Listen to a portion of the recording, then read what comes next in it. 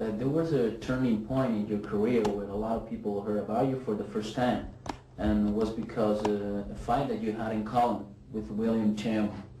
Can you relate us, can you explain a little bit how it happened and why you decided to take... It's all about my background. I always was fighting to protect myself, and I don't like if people are being treated wrongly, you know, or badly. And so where I come from, I think it's in Spain, you feel probably the same. Your family is very important. And in Turkey it's very important, or Italian, Mediterranean people, they love their families. And the thing is, the Wing Chun is a family style. So I'm in this Wing Chun family, and I'm very loyal to my Sifu because he always treated me nicely and always supported me, or my Grandmaster learning the same. And when Bruce Lee passed away, William Cheung started this whole campaign, very friendly in the beginning. And I was, of course, like everybody else, a Bruce Lee fan too, and I'm following all this conversation in the magazines and interviews and stuff. And then I even had posters of William Cheung on my wall at the time when I was age of 14, 15. It was just funny, and I didn't know much about Wing Chun at all. I just heard this Wing Chun, Bruce Lee Wing Chun, but I didn't know what it was.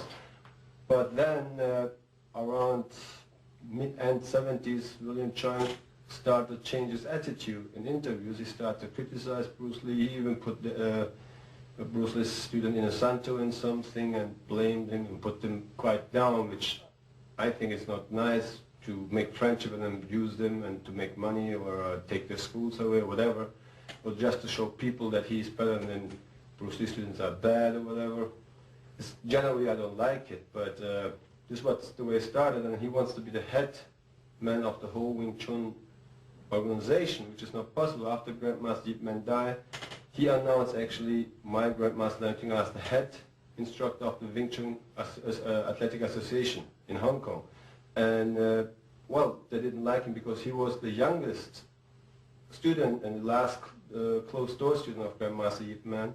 And all the Sihings and Sizuks didn't like that. They didn't want to learn from somebody younger, like a greenhorn or something. You know, they didn't respect him because of his age. So he said, okay, if you guys don't want, I opened my own organization, and he copyrighted the WT spelling, Wing Chun, and which you spell the same way, Wing Chun.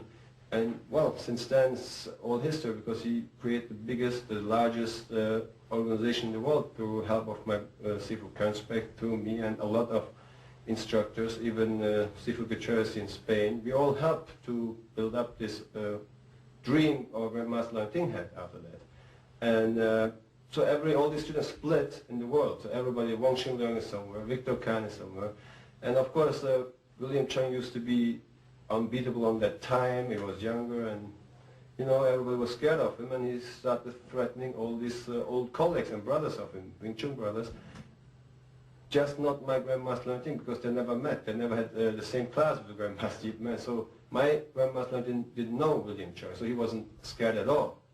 You know, and so he had this thing with the Black Belt magazine going on. I think he wrote some books and gave them the copyright so that he could control the Wing Chun world, which basically happened. So he challenged everybody, put down, and then he went to England and wrote this big article with I think it was a Combat magazine, with the big letters on top of the challenge. And he put his own Sifu, my late Grandmaster Yip Man, down, that he was a drug addict and stuff. Then he put Bruce Lee down. He said, oh, about Innocento, he was a belly dancer, not a fighter, and all this stuff, you know. I mean, even he's a belly dancer, you don't do this, you respect it, you know. Doesn't matter, because this guy did so much for art too. Nobody is good or bad. This is not the question, it's just something about respect, you know. And basically he used him to get into the American business. And the Black Belt tried to make him as a second Bruce Lee or Yip Man or whatever. And he started to believe his own lies, and he started to challenge all the Wing Chun people, and also he challenged other styles too, and he said he's unbeatable anytime, any place, anywhere. He's ready to prove it.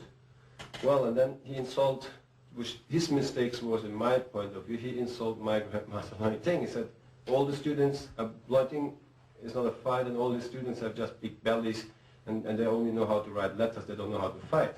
Well, this was a big mistake, because not only my Grandmaster, I also feel my personal being insulted, because I'm a student of Leung Ting, right? So then I went to his seminar, he came to Cologne, and I took this article with me and showed him. I said, well, it's a challenge. I said, I'm here, I didn't know any English, I learned a couple of lines to speak it, so he knows what I wanted. And this basically happened. He had a translator, and I told him he didn't want to translate. I pushed him away, and then I count till 3. He claims I jumped in from behind with 15 people and knives. Well, I mean, you know how I move. I don't need 15 people. I don't need a knife. And the whole thing happens in a couple of seconds, 24, 27 seconds. I put him on the ground, and I take it very easy on him, because I know if I really get angry, well, it would be more terrible. I know he was a famous man, and if I beat him badly, it wouldn't be good for me. And because most people, you know, he's a big name, so I'm a nobody in that sense, the world sense, but I was already known in Germany.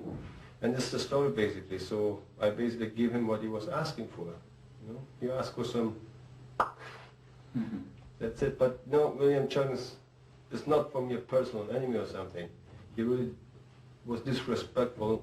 If I wouldn't do it, somebody else would do it, you know. So it was me. It's just destiny, you know. And I couldn't take it, you know. And then this was going on for 7 years. All this bad mouthing about all the other Wing Chun members.